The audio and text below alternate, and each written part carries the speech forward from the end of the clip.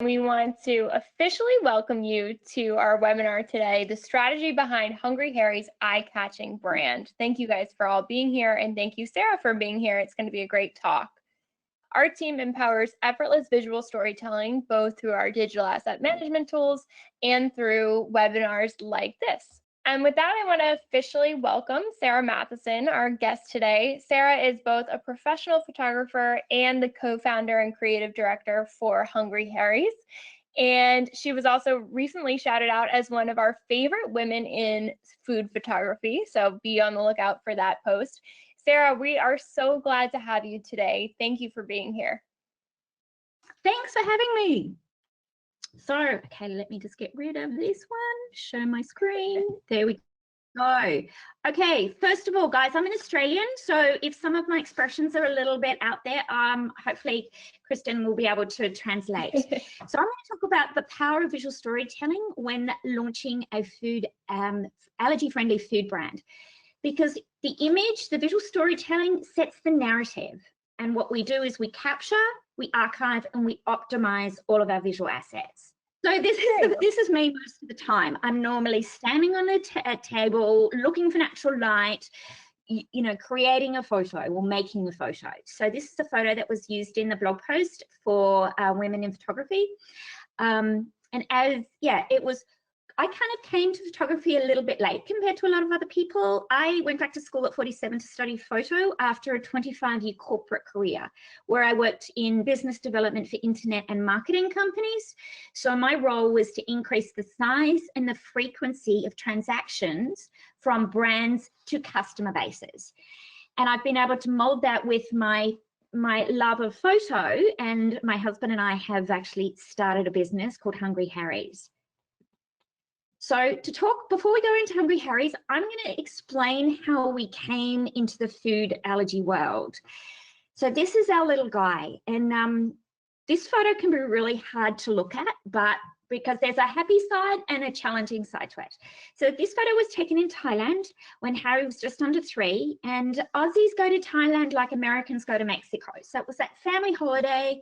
It was our first overseas holiday with Harry, and we arrived, and the next morning he woke really early, and so I took him off to the cafe, and he asked for a cookie for breakfast. And I went, hey, we're on holidays, have a cookie. So he had the cookie, and then he started to rub his eyes. And I was like, yeah, that's a bit odd. So we went back to the room, and I gave him a little antihistamine, and then I handed him to his dad, who put him down for a nap. And I said, see ya, I'm out of here. I'm going to have some time by myself. I'm off for my first day off in a while. So I jumped in a taxi and went to the local shopping centre. No sooner that I had bought my coffee and my very soggy croissant, that I got a phone call from Rob, mega distressed. And he said, Harry is 3D. He sounds like a seal. He can hardly breathe. And I went, oh, Lord, he's having an anaphylaxis. And an anaphylaxis is an autoimmune response. Your body basically goes into overdrive, and something that you have eaten, it says is dangerous, mega, mega dangerous. So it basically, your throat closes, you get these rashes all over you, you have trouble breathing, your blood pressure drops. It's really serious, and it's serious exceptionally quickly. So I said to Rob, get to the medical centre right now. I'll get back. Lucky the shopping centre was only about 8 minutes away. Drove back. The cab driver got a $100 tip to get me there really fast. And we were put in the back of an ambulance, and we were then driven through the backs to Phuket to the local hospital. And anaphylaxis is not a clean, you vomit a lot. You get really sick really quickly. So the siren's on. We're in the ambulance, the ambulance driver closes the cab between the ambulance and where we're sitting. And I'm looking at Rob going, this isn't happening. This is like out of a bad movie. Anyway, we get to the hospital, we're given more medication, we're under observation for 8 hours because, as I then learned, an anaphylaxis can bounce back. So what they said to us after all that was, Harry's dangerously allergic to something in the cookie. So I went back to the cafe and they said, oh, it's got nuts. And I said, but you said it was choc chip. So we end up going back to Sydney and having Harry tested, and he is dangerously allergic to nuts, tree nuts, and he's intolerant to dairy, wheat, eggs, soy, and seafood. That's a lot to take out of a little guy's diet. But the reason why this photo is so important is that we're actually really lucky to have it, because it was taken the day after the anaphylaxis. The elephants used to wander through the hotel, and so we found one, and hey, cute kid, cute elephant. And then all of a sudden, you know, I took the photo and went, we're actually really lucky to have it, because that anaphylaxis yesterday could have been a lot more serious. It could have, children die from having an anaphylaxis, adults die. Food allergies is a serious business. And that's kind of one of the major reasons we started Hungry Harry's. And the next one is, hey, this is Harry. We have now moved to America. We're living in Chicago. He's about 7 here.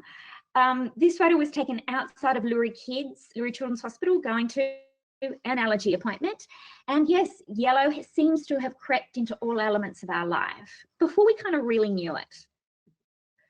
So muffins, a baking tray of muffins. Who doesn't love muffins? And I think somebody mentioned blueberry muffins on the intro.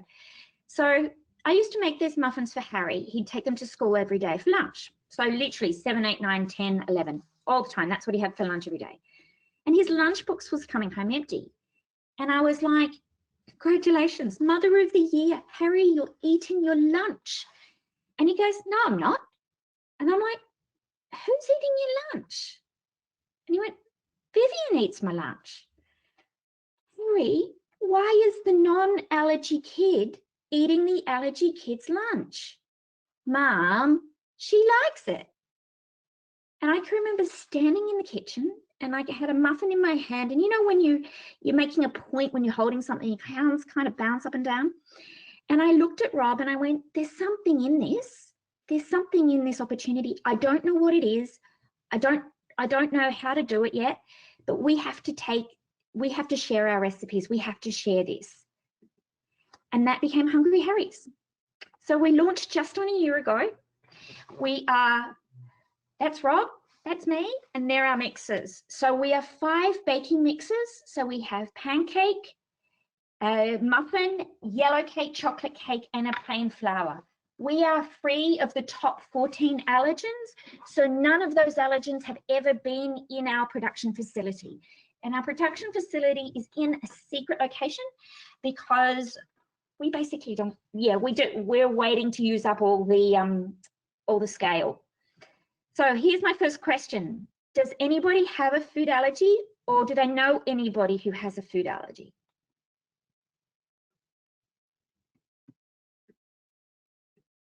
Yeah, feel free to chime in the chat box. I'd love to hear from you guys if there's anybody out there that have allergies. And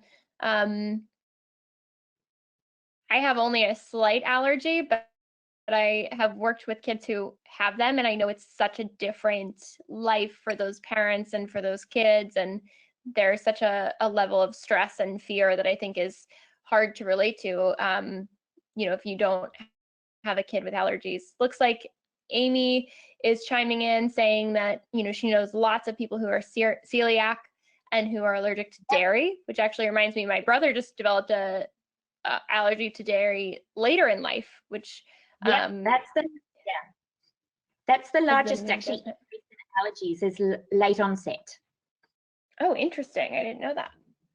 Yeah. Oh, we'll let you guys keep chiming in the questions box. I'd love to hear from more folks, but Sarah, if you want to, you know, keep on rolling, we can jump in and let you know what people are saying as we go. Okay, so severe food allergies is actually a national and international issue. There are about 31.5 million people across the US who, if exposed to one of the top 14 allergens, could have a life-threatening medical emergency, as in an anaphylaxis. So that's 8% of kids, 10% of adults, and 13% of serving military. There is no cure.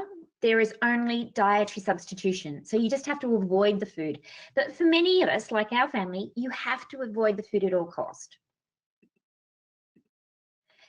So allergies have been increasing since, get rid of that, yeah. In the last 20 years, from 1991 to 2011, there was a 50% increase in the prevalence of allergies, and it's expected that the prevalence will increase by 100% between 2017 and 2025. So what that basically means is that you have to find food that hasn't been manufactured in a factory that manufactures all of the allergens. You've got to find dedicated facilities, and there's lots of non-dedicated facilities. So a factory that will make wheat and barley and rye and all of the things on the same line. A lot of the existing allergy-free foods, some of them, their taste and texture is pretty average. So the whole thing with us is we wanted to make it real. Market size. Before we considered going into this business, we wanted to understand how big it could potentially be.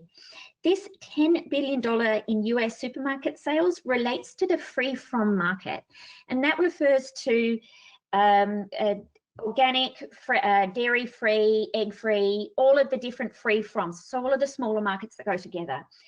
It's having double-digit growth year on year, and the free-from basket size, which is how a supermarket values a customer, is twice the average twice the average customer. And the free-from consumer is what we call a store switcher. They will go from one supermarket to the next supermarket to find the particular food that they're looking for, because they don't have a choice. So Hungry Harry's, as I said, we have a pancake waffle, muffin, yellow cake, chocolate cake, and a plain flour.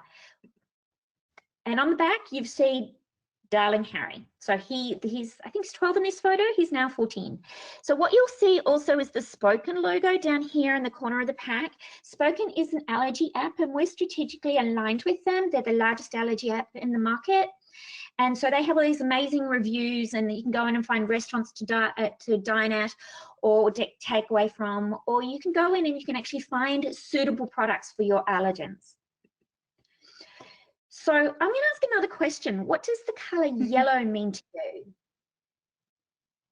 Yeah, we'd love to hear that from you guys in the chat box. And Sarah, I'll mention that we also got another answer to your other question. Rachel mentioned that her 10-year-old nephew is allergic to gluten and dairy, which I think is something that we're also going to talk about a little bit as we go along. You know, so many kids have multiple allergies, so dealing with those kind of many different needs too. Yeah. Yeah, I was going to chime in. I know a lot of people who are allergic to peanuts as well. I mean, I know that's very common now, but certainly even one of my closest friends, her nickname was Peanut, so everybody knew that she was allergic to peanuts. Yeah, that happens a bit. And I think one of the things about food allergies is there's no off button. Okay, nobody signs up to have a food allergy. Nobody signs up to have a sick kid or to be sick themselves. But, you know, there's a lot of kind of empathy for people who have an illness. And, you know, the food allergy community isn't looking for sympathy. We're looking for understanding. Because if we can help you understand the issues around why we have to eat a specific way, life will be better for everybody. You know, the food allergy kid won't be set to the side. You know, somebody won't be excluded. Like, I know that I've been to dinners, corporate dinners, where I've sat there and not eaten anything because the meal has my allergens in them. So it affects everybody. But how are we going on yellow? Anybody got any perspective on what they think about yellow? Yes, I love this answer from Amy. Yellow to me means calm, good-spirited, comfortable. I think comfortable is a fun one. Another answer from Rachel, sunshine and happiness. I totally agree. I was also thinking sunshine. Yeah. So why we used yellow is that yellow's happy. Yellow means safe. You know, you remember that you used to have yellow raincoats as a kid, or yellow gumboots. It's about, you know, what we're trying to do is help people fall in love with food again. It's about taking away the fear that children have and mums have when they're cooking for the kids, or aunties having when they're making something because the nephew's coming over who's got the peanut allergy. We're like, you know, let's get rid of all of that. And we've produced a range of foods that are free of the top 14. So you can make our pancakes any which way you want. So you can use dairy, you can use dairy milk or oat milk or soy milk, whatever milk you want. So we are base commodity products, we're mixers, and then you use it the way you need to use it. But from the get-go, all the products are free. All of Hungry Harry's is free of the 14 and will always be free of the 14. So that combination of two allergies, free of dairy, free of gluten, yes, you can have Hungry Harry's. You can't have egg and you can't have gluten. yes, you can have Hungry Harry's. So waffles. Now this photo I actually took about 4 shots later from the one that was in that you guys at Labris used for women in photography. And what do you notice about this photo? Anybody see anything? It wasn't done in Photoshop. There's a bee on it. Well, I love the bee. That's what I noticed immediately. There's a bee. The bee landed smack bang in the center of the waffle. I'm like, yes, somebody likes me. So muffins. With our muffins, you can have them any which way you want. So more blueberry muffins. This is a yellow cake. So it's a vanilla cake, but it's free of the top 14. So it's free of egg, it's free of dairy, it's free of soy and gluten and everything else. But when you look at it, it's a cake. It's a beautiful cake. So those, you know, we say to our food allergy families, yes, you can. So this is some chocolate cakes baking in the oven. So you can see with the way that we're using images is we're telling a very gentle story, but we're telling a story. We're not highlighting, oh, we're over here and we're different. We're highlighting it's beautiful food. It's got really strong branding. Yellow's dominant and it's crisp photography. And it's very documentary in style because we're telling it how it is. Because this is what a food allergy family can eat beautiful cakes and cookies. When we photograph, we use a lot of natural light. So luckily we've got a really wide windowsill. And it is about, this is the way the cookie is. We don't do a lot of super high-end Photoshop in post because, again, it's about being real. Another lot of cookies. So when we talk about Hungry Harry's and when you see what we're doing in social, we have campaigns or posts that run across brand, tactical, strategic, and educational. So when we talk about brand and when you're building a brand, you know, we started this from scratch. We started Hungry Harry's just on a year ago. So, and there's only 3 of us that have been working on it for most of that year. And we're lucky that a lovely friend of mine, Jade, has jumped in and she's actually doing social for us and some photography as well. Another graduate from Columbia College. So when we talk about brand, we had to start from scratch and educate and kind of show people what Hungry Harry's is all about. So we started with campaigns and posts that were very much about Hungry Harry's in situ. So Hungry Harry's in pantries. So we do this once a week. We'll post about Hungry Harry's in different pantries all over the country. But when you close your eyes and open your eyes and you look at that photo, the yellow pops out. Again, Hungry Harry's in the pantry. That one's in Austin. So when we look at tactical, so, you know, tactical campaigns are things like, you know, National Cookie Day, National Waffle Day, 4th of July, all the different baking occasions, and we wrap different things around there. So this was Waffle Day. So this is what I did with Harry. This is the Mother's Day cake that you'll see going up on Sunday.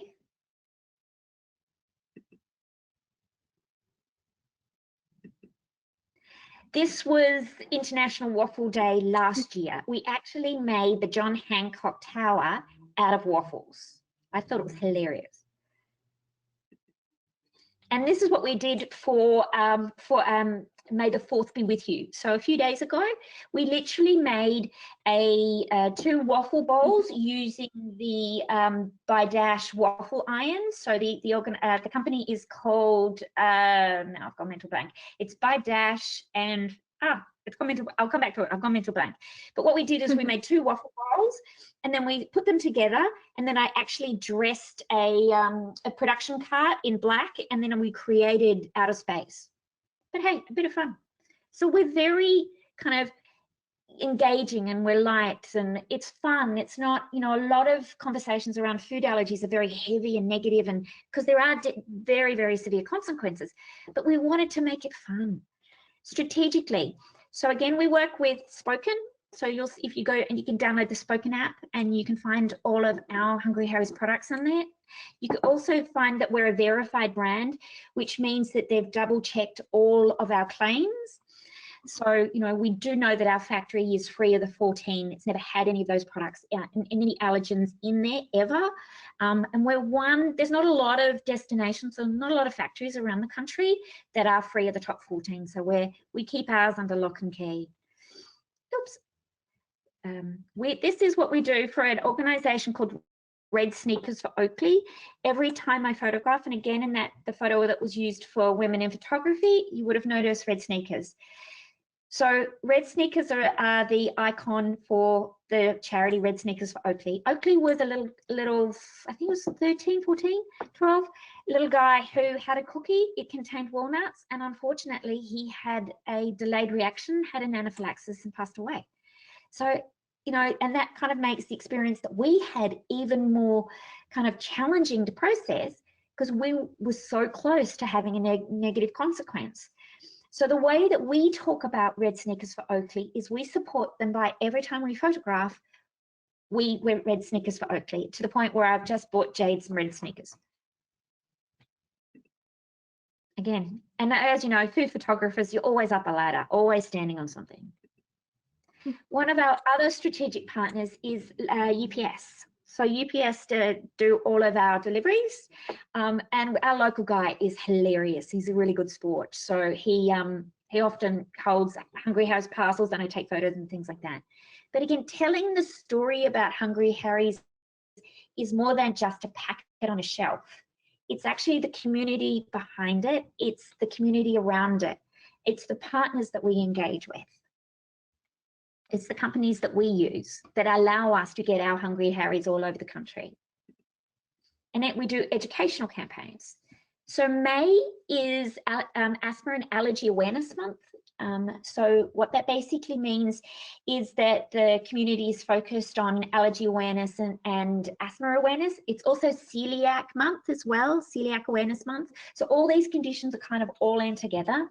Teal is the color for food allergies. So the way that we wanted to represent it was literally, we baked the alphabet and then we baked out the words and wrote out the words in cookies. So we try and do things that are a little bit kind of fun and light and engaging, but easy. Because I can tell you right now, the allergy mother doesn't have a lot of time, because you think what is it like for a mum to cook a meal or a dad to cook a meal? You add food allergies into that, and there is a layer of complexity that comes over your life. So we talk about remove complexity, pour in simplicity, bake with Hungry Harry's. This is a sugar cookie recipe that you can make with or without egg. You've got alphabet cookies that you can grab on Amazon. They're about $15, I think. And then literally you can have this whole exercise. You make the dough, press it out, refrigerate it, and then punch out the letters, bake them. You can have it all done in about an hour and 10 minutes. So ease of use is what we're talking about. Another one of our strategic campaigns, educational campaigns, is EpiPens. EpiPens are hard things to talk about because they're used in emergency situations. There's been people have been a little bit lax with only carrying one EpiPen. You should always carry two. So Harry here is showing that, you know, he's the 14-year-old kid and he carries his two EpiPens. There's no stigma associated with it. He will not walk out the house without a small black backpack that has his EpiPen in it. It's just at the way of our life. So with Hungry Harry's, we sell through hungryharrys.com. We also sell through Amazon, and we're just rolling out to a supermarket chain, which is called Hy-Vee, and they're in the Midwest of the US. So when we started the business, there was two things we kind of considered. We're a startup that thinks like an enterprise, so every element of our business is an asset. And by that I mean, our people are an asset, our recipes are our asset, our trademarks, all elements of our brand are trademarked, our retail channels, bricks and mortar and online, the systems and processes. We define the difference between working in our business and working on our business. So working in the business is literally baking, taking photos, posting to social, talking to a customer, things like that. Working on our business is How do we structure the business to allow us to grow? Because with such a small team, we have relied on systems and processes and platforms to allow us to scale. And for our digital assets, we take the approach of photo to file to digital asset. And as I said, we set the narrative around our brand because we capture all elements of our brand, we archive them, and then we optimize them. And that has been unbelievably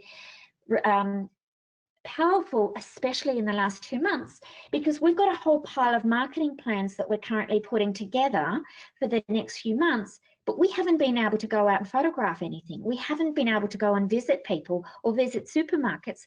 So luckily, we did quite a bit of that about 3 months ago, and we have it in archive, in Libris. It's already, it's all edited. It's all ready for social in all social sizes. So we're ready to go, and we can turn on a dime. When you talk about communications objectives, when you're talking about Hungry Harry's solves a problem. Managing food allergies is complex, as I said. So it's remove complexity, pour in simplicity, bake with Hungry Harry's. So visual storytelling is central to the success of our brand, because we need to communicate that you can have something that's egg-free and dairy-free, or nut-free and dairy-free. So there's so much that we need to communicate. But the central message is we communicate the connection, emotion, and empathy of our food allergy community to our brand. And we use photos, video, motion graphics, audio. But the most important thing is they're all archived and they're organized, because speed to market's really important. And as I said, food allergies are a heavy subject. You don't want to miss on it's missing out on a shared experience, or food itself. It's really challenging to understand that food all of a sudden can be dangerous. So what I want to have a quick talk about is visual thinking strategies. It was developed by Philip Yenowin and Abigail Howson. There are 3 questions that I want you to think of when you're looking at the next photo. What do you see in this photo? What do you see that makes you say that? What more do you see? And then I'm going to ask you, why does this family have 2 toasters? So let's look at this photo for a sec. What do you see in this photo? What do you see that makes you say that? What more do you see? And why does this family need 2 toasters? Can anybody guess? Yeah, I'd love to have you guys chat in the questions box.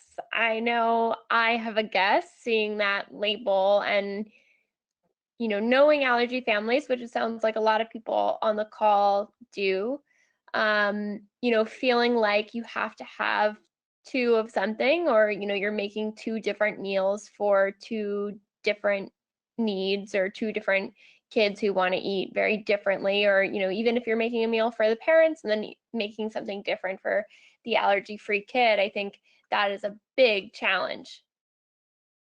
Yeah, it's twice, in some instances, it's twice the work. And we allergy parents can't put any more time in their day. We have the same clock as everybody else. And especially with the working from home, especially with the, you know, the period of time that we're going through, let's just make it easy. So one of the most important things about this photo is, with clarity, it validates a community of people. It validates a family, because it says in black and white, front and center, this toaster on the right is allergy free. It is different to the toaster on the left. So the kids know there's a system and protocol in place. But that's a really simple one to deal with. For a lot of allergy families, it's a lot more complex. So when we used to travel, try getting on an airplane with a kid with allergies and trying to find food, or try to be not near somebody who has nuts on a plane. Some airlines have removed nuts, but a majority of them still have nuts or allergens on planes. So we take our own food everywhere. And I was a little bit cheeky when I stepped into the cockpit of this plane. They were good sports. So Hungry Harry's is about, you know, Harry baking. It's about every kid doing it. It's about dad baking, or the uncle, or whoever has allergies, or whoever has somebody with food allergies coming over. Instead of the negative kind of environment or negative tag to, oh, they've got allergies, it's so painful, it's so inconvenient to the person who they're visiting. It's easy. Get Hungry Harry's, take the top off, pour it in a bowl, add your choice of milk, egg or egg replacer, and oil, bake it, and you've got a cake that everybody's going to want to eat. Case in point. So this is Lamington, which is Harry's favorite dessert. It's made with a yellow cake. It's an Aussie dessert. Normally, instead of it being in a sheet cake, it's made as little individuals, and then you roll them in chocolate sauce and coconut, and you do them individually. I didn't get a chance because the boys in the house just hoovered this up. 2 of them had allergies, 1 of them didn't. They all ate it. And if teenage boys eat it, great.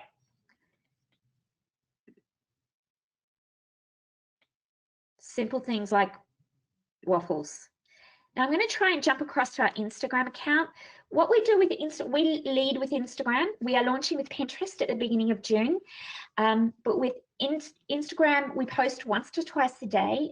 Again, we post across the themes of brand, tactical, strategic, and educational. So I think one of the post that's up here, stay at home. Again, I baked the letter cookies. It was the day that it was announced that we all had to stay at home for an indefinite period. Baked it, took the photo. Great, get it up. We do a lot of promotions and competitions. So here we photograph, and we have actually a little video on, how the giveaway that the person who's been following us on Insta has just won, and what they're going to get in their box when it's delivered. And this little guy down here, we're going to see him a little bit later. But the most important thing is we lead with the image. We lead with lifestyle. We lead with a community of people, and we're kind of making it easy. So the photography is very clean lines, clean colors, very bold, lots of contrast, lots of natural light. And it's not super over stylized, and it's not that, it's very real. Like any of these photos could be in anybody's houses. It's not that it's in this, defined location or a studio. This is in a home. This is in a home. This is an allergy family in Texas, and we were visiting them one day, and I went, great, not a problem. And they use Hungry Harry's and have the whole time the business has been going. Now, this is a beautiful story. This is our lovely Chloe. Chloe is part of a military family. We met her at Lurie Children's last year at an allergy event. She has life-threatening allergies, as do her 2 sisters. So her mum has to deal with 8 different allergies, and every day, cook for 3 daughters with 8 different allergies. So when the stay-at-home order was put in place, she called me and go, what am I going to do?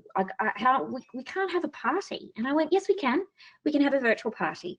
So what we did was we actually delivered packs to 10 families around the country that were all allergy families, and they all baked Hungry Harry's simultaneously. It was gorgeous. This is a little guy called Sebastian. He's one of our home bakers. And that's a group of people around the country who bake for us. We send them a box of product every month and they bake. His dad took the photo and then used one of the cartoon apps and created something. It's spot on the brand. So it's amazing that our community has taken on the elements and the characteristics of Hungry Harry's, being bright yellow and clean light and clean photography. They've taken it on really quickly. So I'm going to give you an example here of the use of audio and then the use of video, and to see how engaged you are in each different piece of communication. So I'm going to start with the audio. I hope. Ooh, there you go. Hello, Hungry Harry's. We could not be more excited for you, your family, and this amazing line that you have opened up. I have 2 boys that have several allergies. To name a few, the top ones are peanut, tree nut, dairy, eggs, and gluten. one of my children in particular has never been able to bake or eat a homemade baked good in our household because of all the restrictions of his diet. Once we found you, we have been able to make a new hobby of his to spend time making muffins and cookies and cupcakes. The list goes on.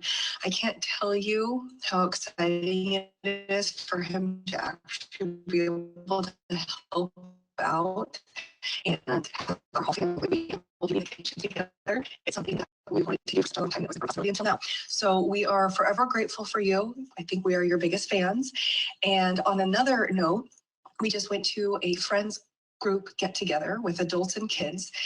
We made cupcakes. We did vanilla chocolate chip as well as double chocolate cupcakes, and we brought them decorated for the festivity. And let me tell you, every single person ate a cupcake, grown-ups, kids, the entire group, and I can guarantee they did not know that the ones that we made were free of all of those allergens until, of course, they ate them, and then I told them, and they literally thought they were delicious. Everybody chowed on them, and they would never have guessed that it was missing the main ingredients that they are so typically used to finding in cupcakes, and it was just a huge hit. So we have plenty more baking to come in our future, and we look forward to it. We appreciate everything that you and your family have done, and it has changed our world. Thank you, Hungry Harry's. Love, the Osborne family.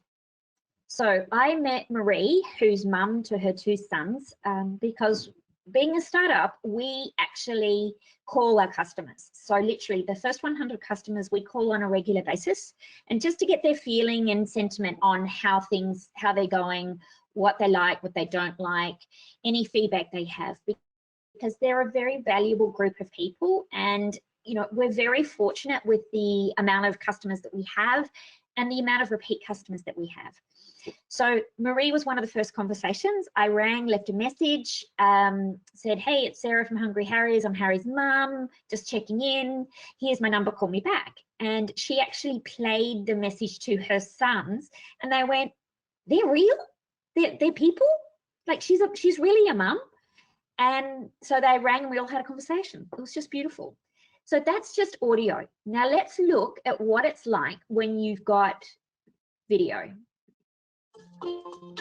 Hello, Hungry Harry's. I can't tell you how exciting it is to have our whole family being able to be in the kitchen together. It's something that we wanted to do for such a long time, and it was never a possibility until now. I have two boys that have several allergies. We just went to a friend's group get together with adults and kids. We made cupcakes. We did vanilla chocolate chip as well as double chocolate cupcakes. And let me tell you, the entire group ate a cupcake, grown-ups, kids, and they literally thought they were delicious. They would never have guessed that it was missing the main ingredients that they are so typically used to finding in cupcakes. And it was just a huge hit. Thank you, Hungry Harry's. Love, the Osborne family.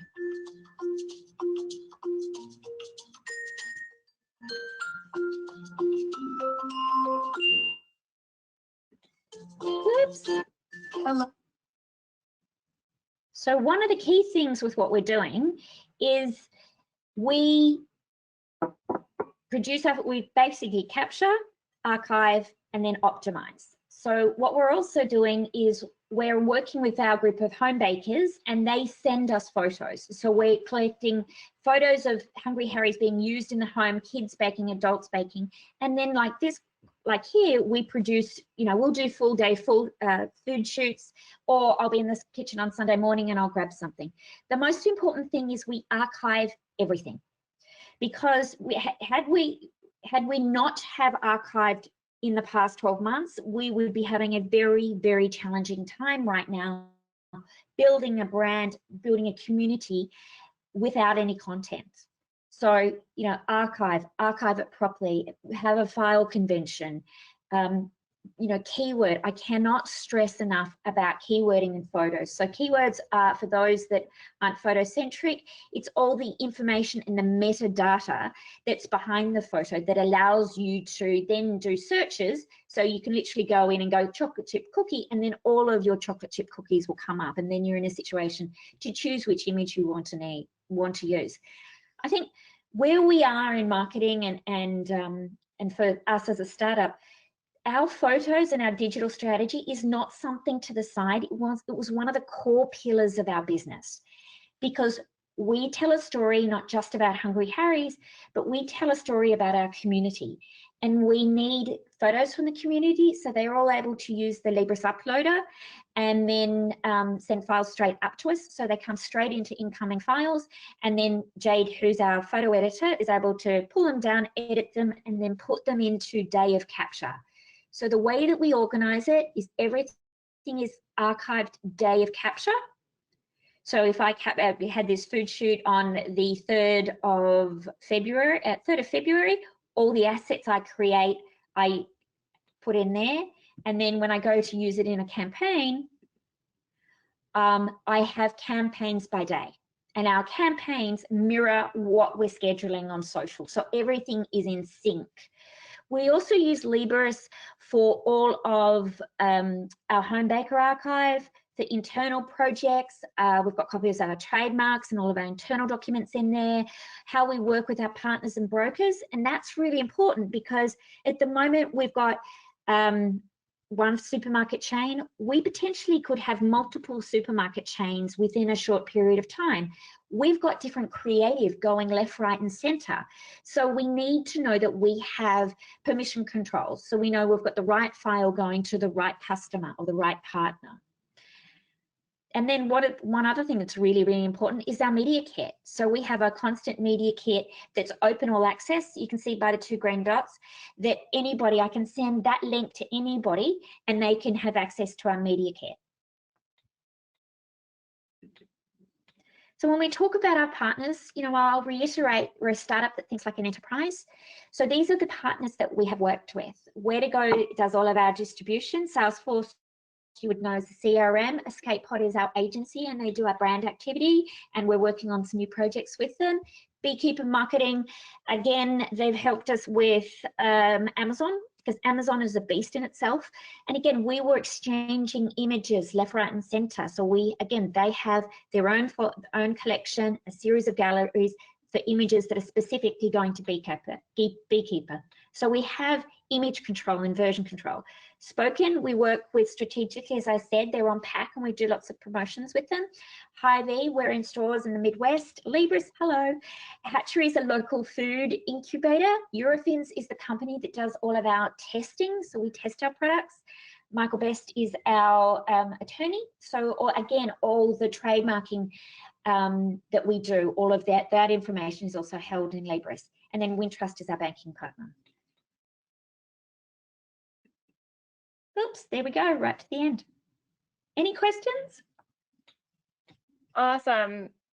That was fantastic, Sarah. Thank you for showing us around how you guys built your brand. And I'd love to hear from the audience any questions that you might have. So go ahead and find that questions box. And I want to kick it off just kind of by asking about, you know, why visual content was so important to you as a photographer when you were starting your own brand. Because you can't sell anything without visual storytelling. It's as simple as that.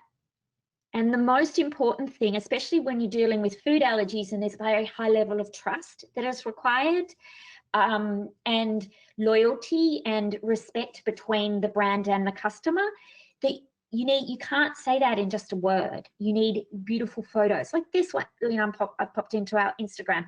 So this one, for example. So it's about the power of the photo. This is one particular family. This little guy has an allergy.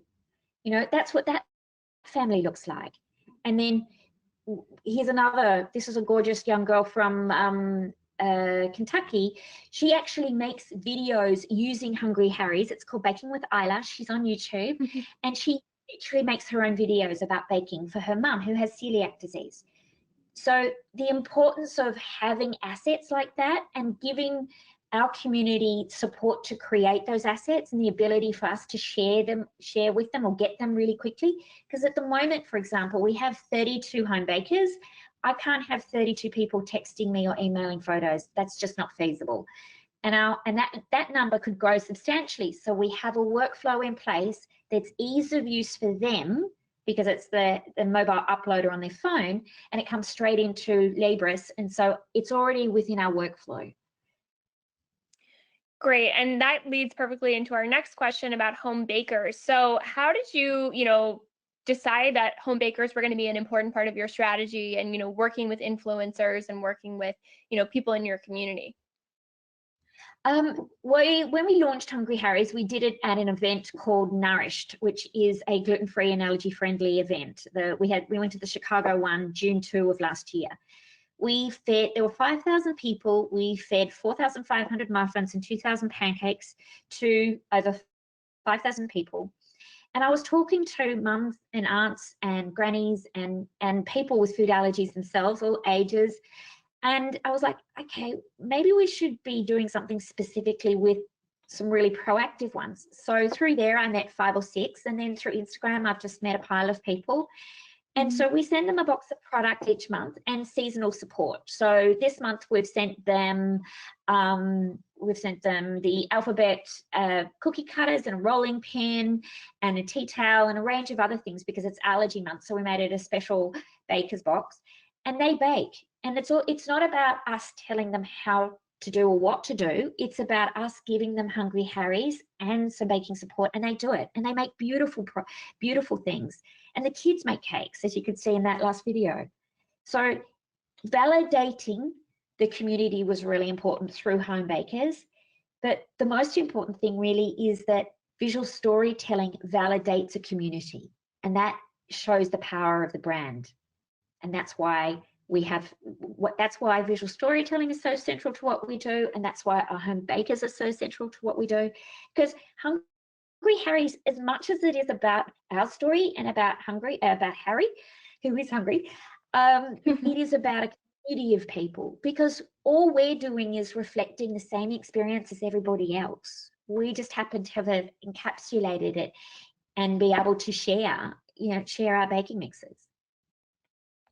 Absolutely. I think that's such a great idea. And it makes your Instagram so full of life, and it's so cute. A totally different question coming in from Alan from Waste Management. Is there something feature-wise that you wish Libris had? Interesting question.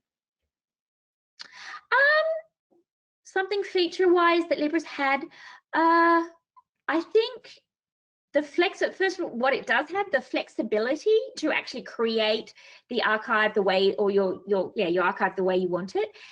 Maybe some, maybe more around the address book, but I'm pretty happy. I've been using it. Hungry Harry's, we've been using it solidly for about 18 months. And for my other photography work, I've been on the platform for 4 years, and I've done some pretty big events with it. So it suits our needs, and it's suited needs when I've done corporate work, and it's suiting our needs as a growing business. It has scale, and that's one of the reasons why it's one of the platforms that we use. Awesome. Thanks, Sarah. Another great question coming in. How do you differentiate your visual storytelling from foods that are not allergy focused and, on store shelves too, like both on Instagram and on store shelves? How do you differentiate your look? Okay, so let's go back to the packaging. Let me go back to the PowerPoint, and I'm going to jump out for a sec and go back and find the packs. Here we go. Back up again. So you'll see down the front of the packs, we actually list all of our allergens at the front. So the top, I think we list the top 8 or 9 on the front, and then the rest are in detail on the back.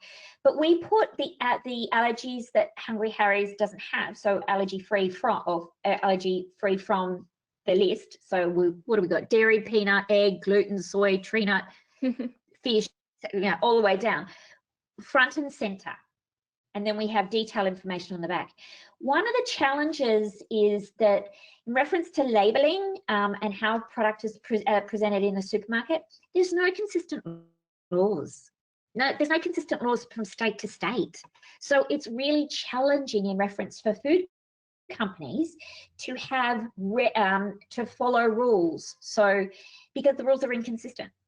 Yet from the allergy family's perspective, it's just a minefield. And you can pick up a product 1 month it has a certain amount of allergies declared. You can pick it up 2 months later and it's changed. And so all of a sudden, the customer, the mum, is losing the brand is losing credibility with the mum because there's change and it's not clear.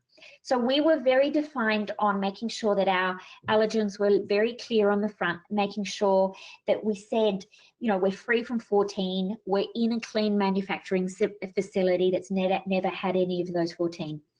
In reference to labeling laws, an amazing organization that's in our industry is called FAIR, which is Food Allergy Research and Education, and they're based in DC, and they do all the legislative work. So they do the campaigning to get additional labeling laws and things like that. So they're currently working on getting sesame passed as the 9th major allergen. So they're a large organization and they work very hard with all the legislators and all the elected officials on making sure that they're aware of, hey, there are 31 million people across the country who, if exposed to one allergen, could have an anaphylaxis. This is serious stuff. We need to kind of get it organized. I hope that answered the question. I think it was amazing. Another great question, what tools are you using to build your community? So thinking about the tools that are so key to that group that you're sharing assets with and engaging with on a regular basis, what tools help you do that? So we literally, it being just my 32 home bakers at the moment, we're texting all the time. We're phone calling, we're texting, we're emailing all the time. They use their iPhone, they use the Libris uploader. I send them boxes of product. That's mainly, it's really tight at the moment. We are looking at an additional platform that will allow us to scale that. So at the moment, it's pretty personal. Mm-hmm. Yeah. Got it. So it's any other tips for finding other people in your community? I know you said you go to some events and you call your first round of customers, anything like that? I think you'll find the thing about the food allergy community is we leave a cookie cutter of crumbs around the internet as to where we go, because we are information seekers. If there's a new product that's been released, we all share it. Like Allergic Living came out with an ebook on how to manage food allergies during the COVID crisis. So everybody shared that around. We share information all the time, but there are lots and lots of Facebook groups. There's an organization called FACT, F-A-A-C-T. They have an amazing Facebook group. It's got like 25,000 allergy parents in there. There are Facebook groups for each, local area. There are meetups that you can go to as well. Local hospitals have really good references now they usually have allergy clinics. Lurie Children's has a very good allergy clinic, as does, and the University of Chicago Hospital has a very good research center for allergies. There are allergists. There's a whole pile of kind of information that can be shared and knowledge that can be shared from organizations as well as the actual community themselves. Fantastic. Well, Sarah, thank you so much. Did you have one last thing? I was going to say the food allergy bloggers that are on Instagram, some of them are amazing. There's one I will do a shout out to before we go, if I can get back to Insta. Now see if I can remember. Now I'm on the spot. Gluten-free Colorado. This is Liz. Her work is just beautiful. She's a stay-at-home mum with 3 kids. She's a great photographer. She's an amazing baker, and she does the most beautiful work. Look at it. When you look at this food, you don't think it's like, she's gluten-free. You don't look at this and think, oh, it hasn't got any gluten in it and it's not going to taste good. It looks beautiful. So the whole point is you can eat allergy friendly and have absolutely beautiful food. It can be easy. There are certain products that work really well with it. So there you go. And then there's little Hungry Harry's. Love it. Well, Sarah, thank you so much. Thank you all for being here. We really appreciate it. And we want to give a quick plug to some of our other on-demand webinars. Check out our Inside Look with the Houston Dynamo, our Inside Look with California Department of Water Resources, and you can check out all of our webinars and binge watch all of them if you're looking for something fun to do on the bit.ly that you see there. Thank you so much, Sarah, for being here. And thanks to all of you guys. We really appreciate it. And we'll see you next time. Thanks, guys. Bye.